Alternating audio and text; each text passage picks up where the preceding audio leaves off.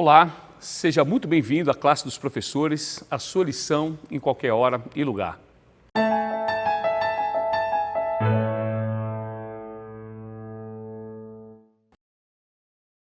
Muito bom, que maravilha ter você mais uma vez aqui no estudo, na recapitulação da classe dos professores. Continuamos com esse livro de Hebreus. Hoje nós vamos aqui para a lição número 9, uma lição realmente muito importante, muito profunda. Mas antes de começar esse estudo maravilhoso, eu vou pedir para você mais uma vez, se você ainda não é inscrito no canal, se inscreva no nosso canal, curta as programações e especialmente compartilhe essa programação para as pessoas que você conhece, para aquela pessoa que você acredita que precisa receber essa mensagem poderosa no seu computador, no seu celular, enfim, onde essa pessoa estiver. Outra coisa importante que eu queria que você fizesse aqui embaixo, nos comentários, é deixar o seu nome e o local de onde você nos assiste, para a gente ter realmente a dimensão aonde essa mensagem está chegando. E falar nisso, eu gostaria de mandar um abraço para duas amigas aqui especiais que sempre nos acompanham, e é o Flávio Siqueira, da Igreja Adventista do Sétimo Dia de Manguinhos, do Rio de Janeiro, e também um grande abraço aqui para o Antônio Tadeu, da Igreja de Itatiba, São Paulo. Continue conosco, né? Tenho certeza que vocês estão sendo ricamente abençoados com essa lição. E antes de começar, gostaria de apresentar as pessoas que aqui estão comigo. Nós temos aqui ao lado a Geni, que ela é membro aqui da Igreja Adventista do Lago Sul, aqui de Brasília DF. Nós temos a Marlice também, que também é membro aqui da Igreja Adventista do Lago Sul. E ali na ponta, o pastor Hugo, que ele é pastor na Igreja Adventista do Sétimo Dia, lá da cidade de Poces, Goiás. Então, antes de começar, gostaria que você curvasse aí a sua fronte, onde você está, para que a gente tivesse uma palavra com o nosso Deus. Senhor Deus eterno Pai, louvado seja o teu nome, ó Deus de eternidade, eternidade. Graças te damos por esse momento em que estamos aqui, com o coração aberto, com o intuito de estudar, aprofundar cada vez mais na tua palavra. Que todo esse aprendizado seja traduzido em ação e que as pessoas percebam em nós, ó Pai, o reflexo daquele que veio para nos salvar na cruz do Calvário, que nós possamos ser reflexo da mente, do caráter e da personalidade de Cristo. Continue conosco, siga nessa programação, é o que eu te peço e agradeço em nome de Jesus. Amém. Amém. Bom, a lição 9 ela tem um tema, o título aqui, Jesus, o sacrifício perfeito.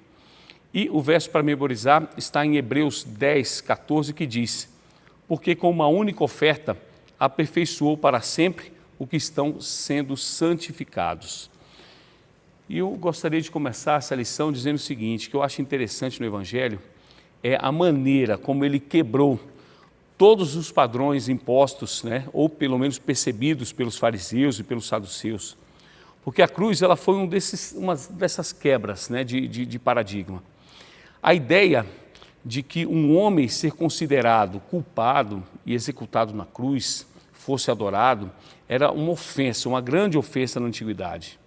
A cruz ela transmitia uma sensação de derrota, de vergonha. No entanto, ela se tornou o símbolo do cristianismo, ao ponto de Paulo ter chamado o Evangelho de a palavra da cruz. O que transformou esse símbolo? Na verdade, não foi o que transformou esse símbolo, foi quem transformou esse símbolo. Jesus Cristo transformou esse símbolo que era símbolo de vergonha, para símbolo do Evangelho. E aí eu começo aqui a lição com o pastor Hugo, perguntando para você, pastor, por que os sacrifícios eram necessários? Ricardo, amigos, desde quando o pecado entra no mundo, só existe um caminho natural para o homem, a morte eterna. A aliança, e aí tem um livro que se chama Nosso Redentor, de Franz La Rondelli, é um teólogo adventista americano, e ele fala sobre todas as alianças. E nós pensamos que, ao lermos a Bíblia, e uma aliança ela tem todo um modelo para ser cumprida, né? Nós pensamos que a aliança, então, começa, por exemplo, quando Deus faz uma aliança com Abraão, né? Ou ali com Noé. Essas também foram alianças feitas com a humanidade, mas a primeira aliança é a aliança edênica. Havia uma aliança no céu entre Cristo, Deus, e Adão e Eva. E como todas as outras alianças, se essa aliança fosse quebrada, você teria que receber as maldições sobre a sua vida. Se você não quebrasse a aliança, você receberia, se você fosse obediente, você receberia as bênçãos sobre a sua vida. A partir do momento que a aliança edênica foi quebrada, era necessário que existisse morte. E naquele dia houve morte, né? O cordeiro morreu.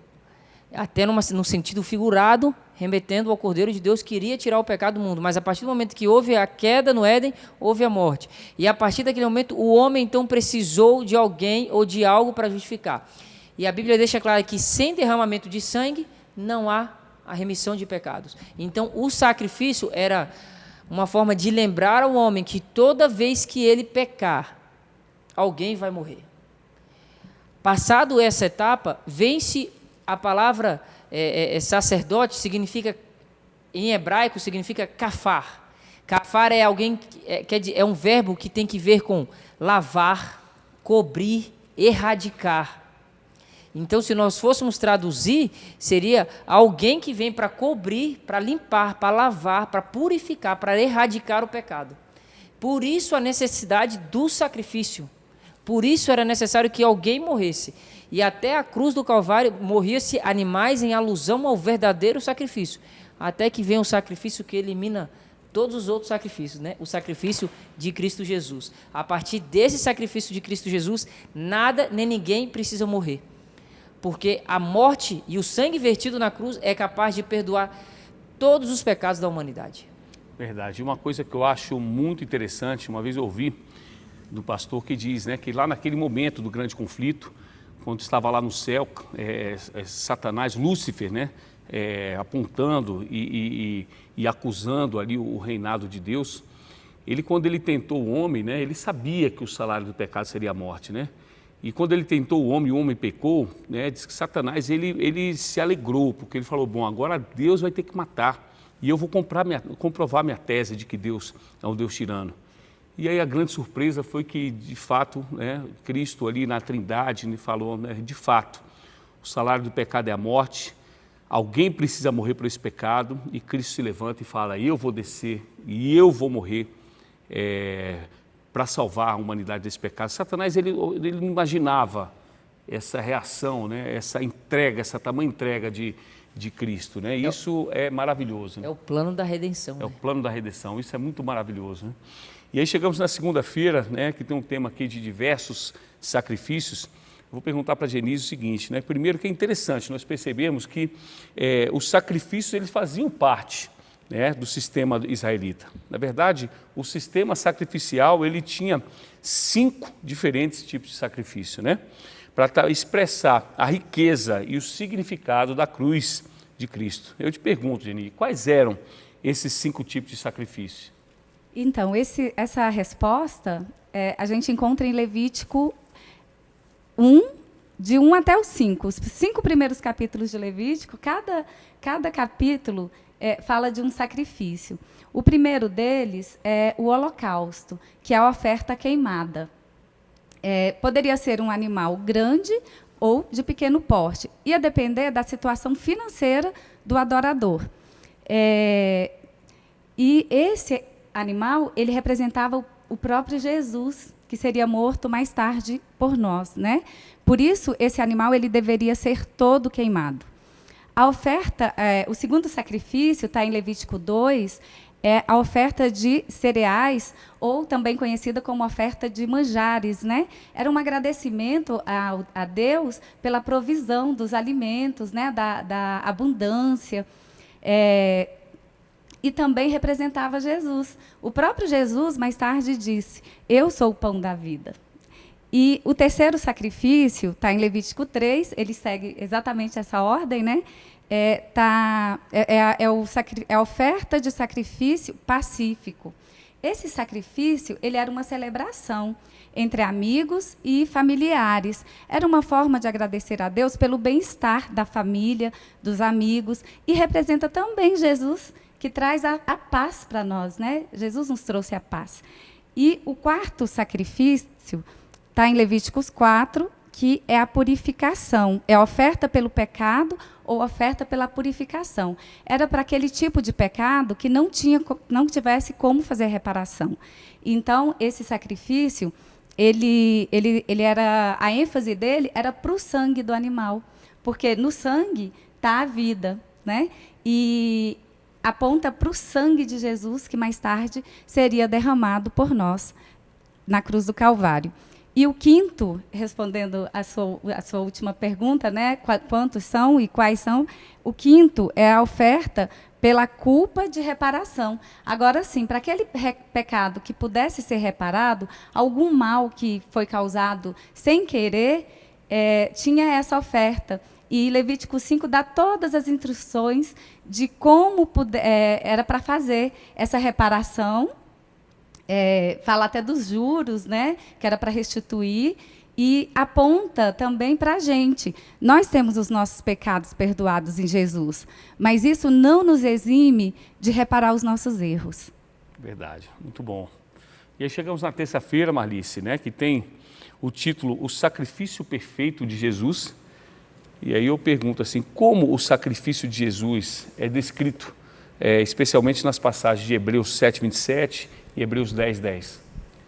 Então, o sacrifício de Jesus, ele foi feito uma única vez, né? É o que diz nessas passagens. E foi feito de uma vez por todas. Aquilo ali não era para se repetir, como eram os sacrifícios do Antigo Testamento, que todos os dias os sacerdotes ofereciam sacrifícios ali. Então, o de Jesus seria uma única vez e de uma vez por todas. Mas eu queria deixar também algo interessante aqui. Lá em Êxodo 19, 5 e 6, aqui nós temos Deus falando com Moisés no Monte Sinai. E aí diz assim, agora, pois, se diligentemente ouvirdes a minha voz e guardardes a minha aliança, então sereis a minha propriedade peculiar dentre todos os povos, porque toda a terra é minha. Vós me sereis reino de sacerdotes e nação santa. São essas as palavras que falarás aos filhos de Israel. Então, qual era o plano de Deus naquele momento que chamou o povo de Israel para se encontrar com ele no monte? Era, se eles aceitassem a aliança, fazer daquele povo uma nação de sacerdotes. Só que o povo, quando foi para se encontrar com Deus, eles tiveram medo e recuaram. Então, Deus não pôde cumprir essa parte, né, de que eles seriam uma nação de sacerdotes. Com a morte de Cristo, e aqui em 1 Pedro 2, 5 e 6, diz assim. 1 Pedro 2, 5 e 6. Não, desculpa, 9, 2, 9. Vós, porém, sois raça eleita, sacerdócio real, nação santa, povo de propriedade exclusiva de Deus, a fim de proclamardes as virtudes daquele que vos chamou das trevas para a maravilhosa luz. E aí, aqui, né, com essa morte de Jesus na cruz, nós podemos agora ser uma igreja, vamos dizer assim, de sacerdotes. Uma igreja sacerdotal, porque a intenção de Deus como a nação de sacerdotes para o povo de Israel era para que as nações em volta, quando olhassem para eles fossem atraídos para Jesus. E nós hoje temos o mesmo papel. Qual é o nosso papel? As pessoas, ao olharem para nós, elas também sejam atraídas por Jesus, por meio da nossa vida. Então, Deus ele queria transformar a nação de sacerdotes para salvar as nações vizinhas, as nações que não conheciam a Deus. E hoje nós também podemos ser considerados como sacerdotes para abençoar e proclamar o nome dele também para as nações, para as pessoas que estão à nossa volta, para que elas também possam ser atraídas por Jesus. Muito bom. É uma responsabilidade, né, muito grande, mas um privilégio também, né? Um privilégio e uma responsabilidade. Nós temos essa consciência de que somos raça eleita, somos sacerdote real, somos nação santa. Isso é um bálsamo para qualquer autoestima. E quando a gente para analisar esse verso né? E a gente se apropria disso. Não tem nada que faça abalar nossa autoestima quando nós refletimos e vivemos cada dia esse verso que está em 1 Pedro 2,9. Então, na quarta-feira, chegamos aqui, tem um título, né, pastor Hugo, de A Cruz e o Custo do Perdão. Eu digo assim que uma das passagens que mais me chamou a atenção aqui nessa lição está aqui no primeiro parágrafo, né, que diz aqui: portanto, quando Jesus, né, no caso aqui, quando perdoa o pecado, ele carrega a responsabilidade judicial. Este é o custo do perdão, né, pastor? Dadas as devidas proporções, é como um avalista, né?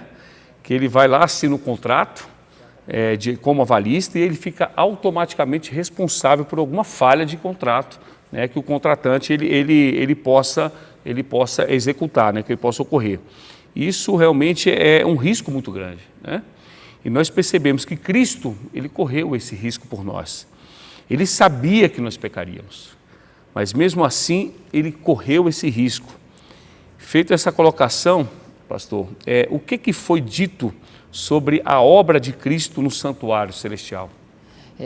Ricardo, o primeiro é o custo deste perdão. O custo do perdão é nada mais, nada menos do que a morte de Deus, a morte de uma parte da Trindade. Então, a cruz, ela é o sacrifício, e você trouxe bem a seara jurídica, a seara contratual. A cruz é a outorgação de Cristo cumprindo a parte dele dentro do julgamento.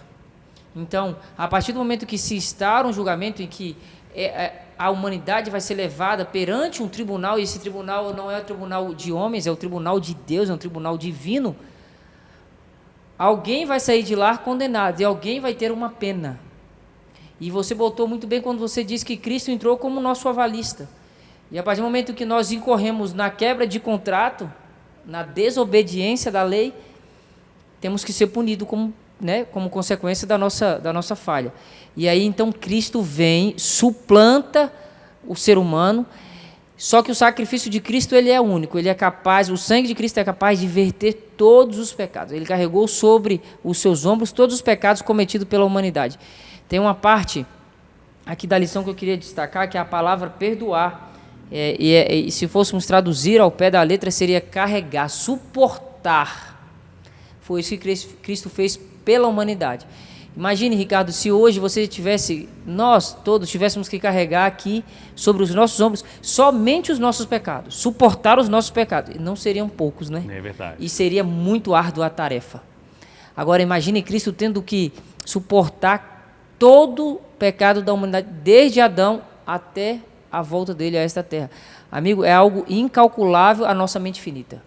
Verdade. É algo que nós não conseguimos mensurar devido à quantidade de pessoas que já viveram sobre esta face da terra, sobre as que ainda vão viver e sobre as que estão vivendo.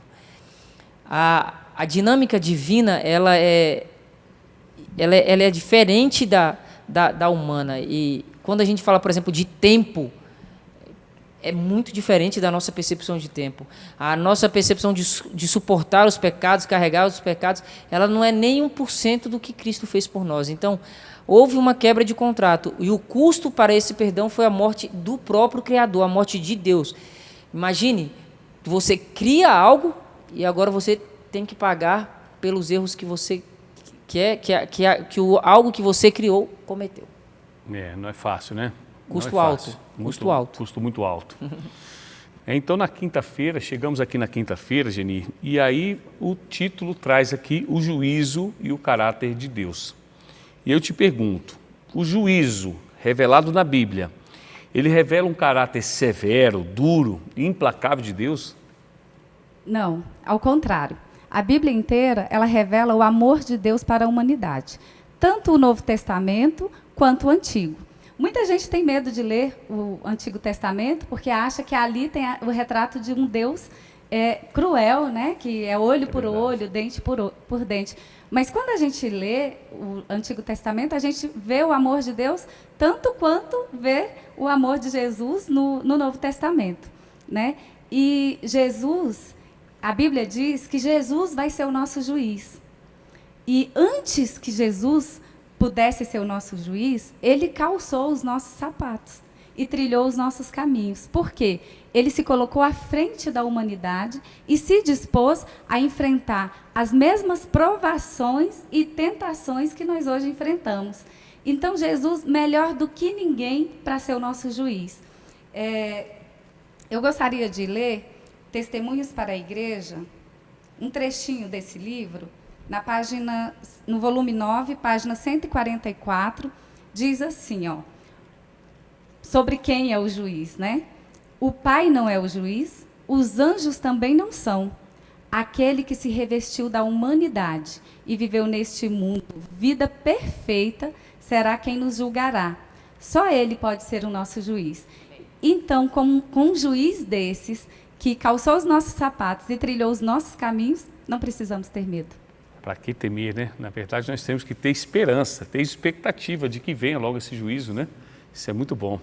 Marlice, então chegamos aí na sexta-feira, eu queria que você fizesse aí uma revisão, né? Uma conclusão aí desse estudo tão profundo.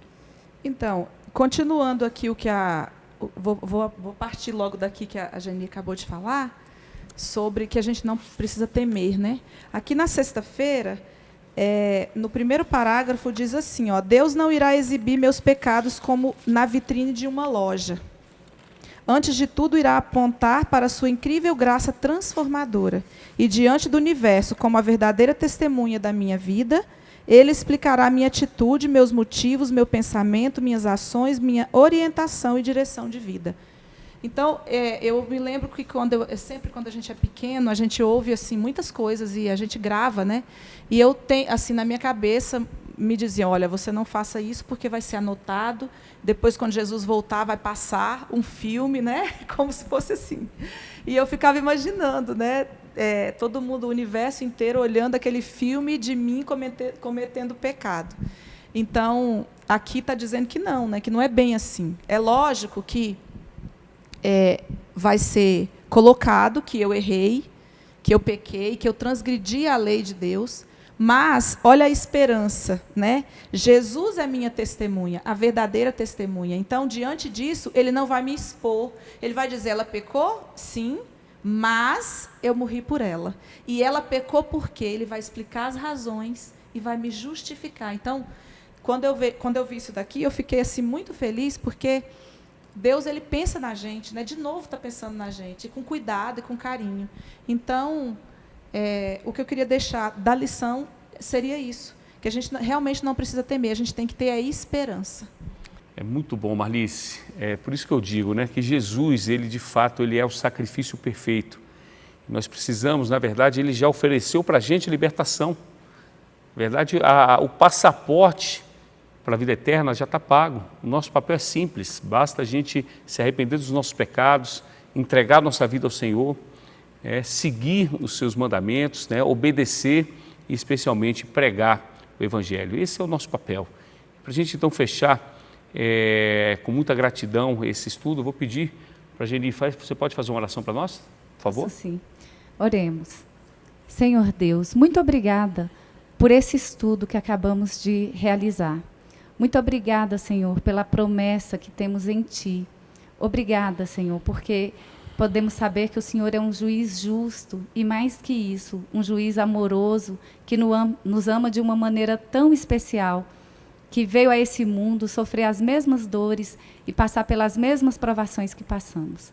Muito obrigada, Senhor.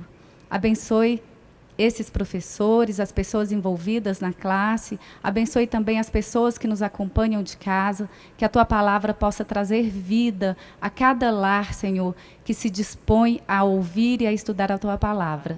Nós oramos confiados no Teu amor, em nome de Jesus. Amém. Amém. E aí, gostou do conteúdo? Certamente, né?